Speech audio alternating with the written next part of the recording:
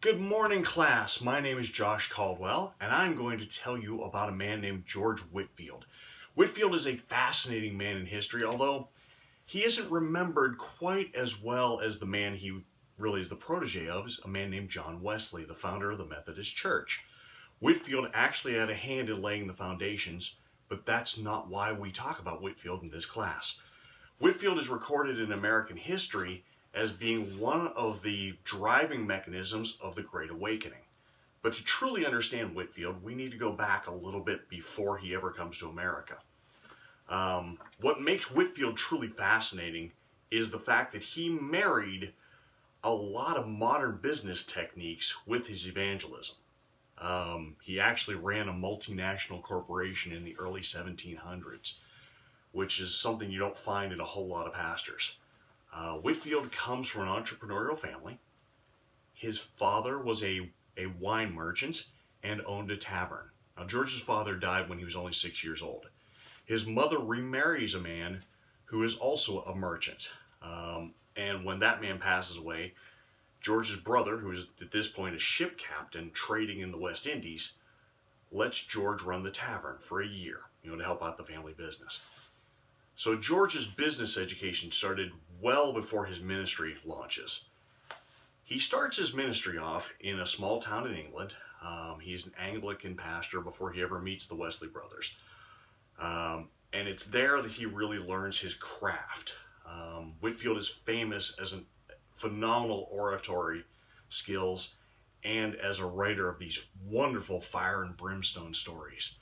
Whitfield realized very early that he had this incredible message. In fact, he had the greatest message of all time. He had the message that salvation could be attained through rebirth, and that anyone could attain this salvation, and that the alternate was eternal damnation. So Whitfield knew that he had the greatest message. What he needed to figure out was how to deliver this message to the masses. And unlike a lot of the preachers of his day, Whitfield wasn't content to just talk to small little congregations or small little gatherings. He realized through his business training that the way to get people to show up was to get the word out. He understood marketing and advertising in a very modern way. At the time of Whitfield's early ministry, London papers would frequently do these little announcements that such preacher was going to preach at a certain place. Well, Whitfield met a very successful businessman named Seward. Seward becomes very important in Whitfield's life because Seward is the one who teaches him how to use modern merchandising and advertising techniques to draw in big crowds. So with Seward's guidance, Whitfield starts to place full-on advertisements in London's papers, and he starts to build these big followings. And he really perfects the craft of speaking and of writing while he's still in London. But that isn't his goal. His goal is to go to the New World where there are many, many souls to be saved. And one of the things that Whitfield understood that a lot of his contemporaries didn't understand was that the number of souls was not a static market. It was an elastic market.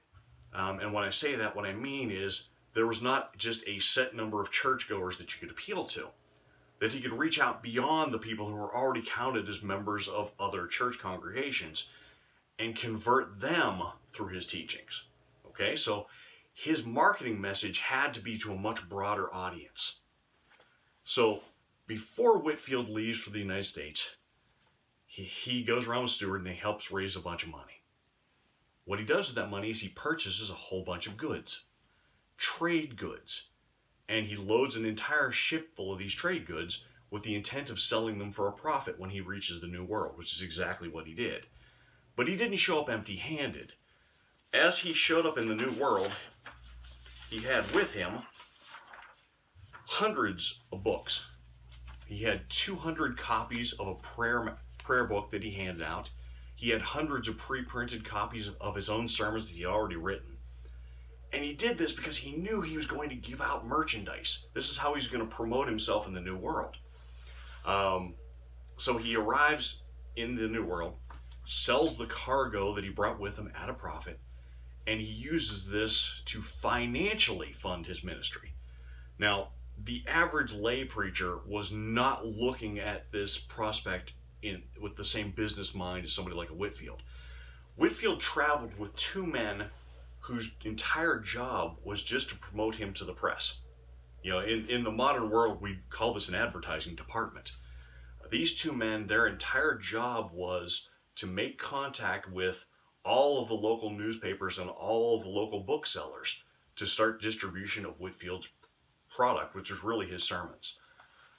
Whitfield used both his sermons and his journal writings as advertising mechanisms.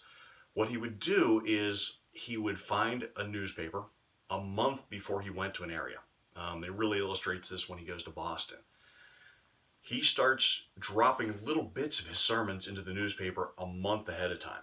And Whitfield was so good at this. He really tapped into Ben Franklin's network of newspapers throughout the colonies. In fact, in the year 1730 to 1731, 60% of the Pennsylvania Gazette, Franklin's newspaper in Philadelphia, had at least one article or mention of Whitfield in it.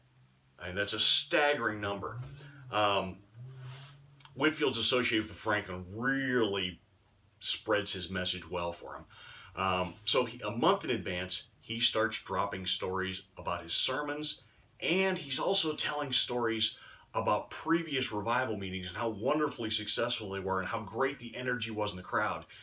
And he's putting this all out there because he wants to generate excitement in people who haven't seen him speak yet, so that they'll all be drawn to come and see him.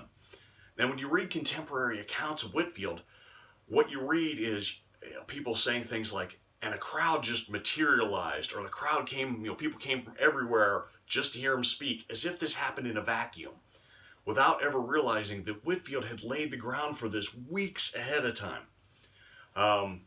He was so savvy with the press that he understood even controversy was good for him. At one point, before a revival in Philadelphia, he actually tagged onto a story about a dance school closing.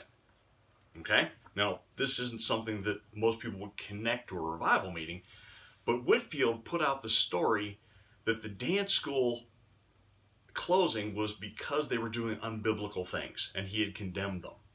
Now, this wasn't actually true, and it created a public dispute with the owner of the dance school. And Whitfield and the owner of the dance school went back and forth in the newspapers for a month before he ever showed up. So he had his followers and his detractors, and it was one of the areas where Ben Franklin didn't quite get the point. Ben Franklin criticized Whitfield for putting out so much information, and it was more related to the publication of his sermons, that it gave his critics something to complain about. Whitfield understood that the criticism was fantastic because it also drew attention to him. And that's really what he needed, is he needed attention drawn to him so people would, out of curiosity, come to see him.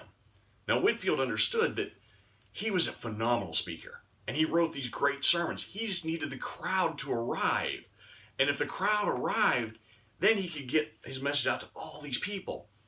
Now, one of the interesting parts about Whitfield's strategy is newspaper circulation wasn't very big back in colonial times.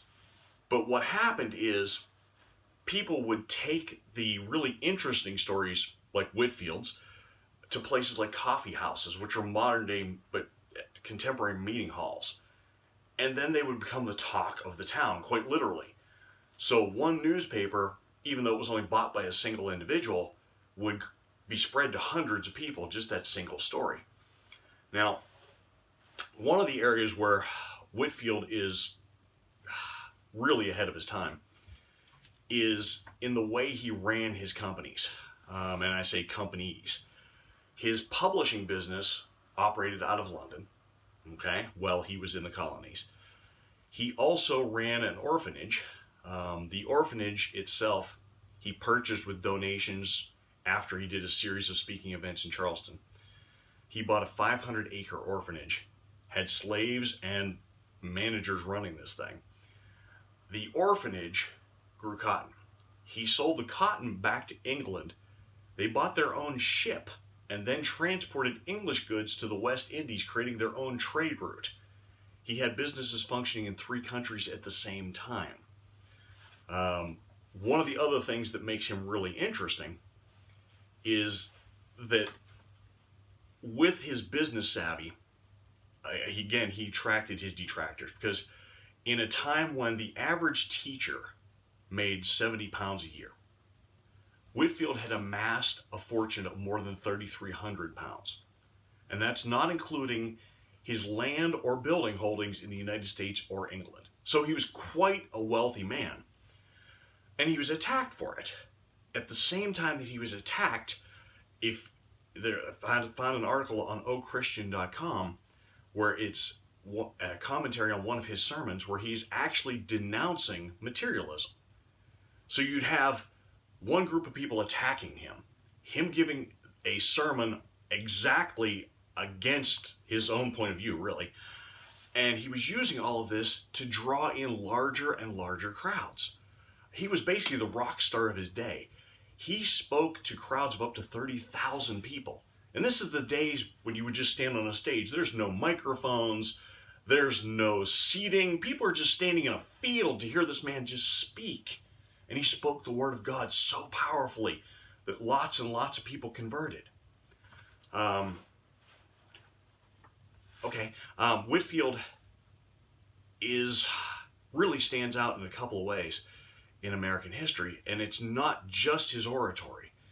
It's his business acumen married with his oratory that allowed him to fund his ministry, and that's what makes George Whitfield a very special character in history. Thank you.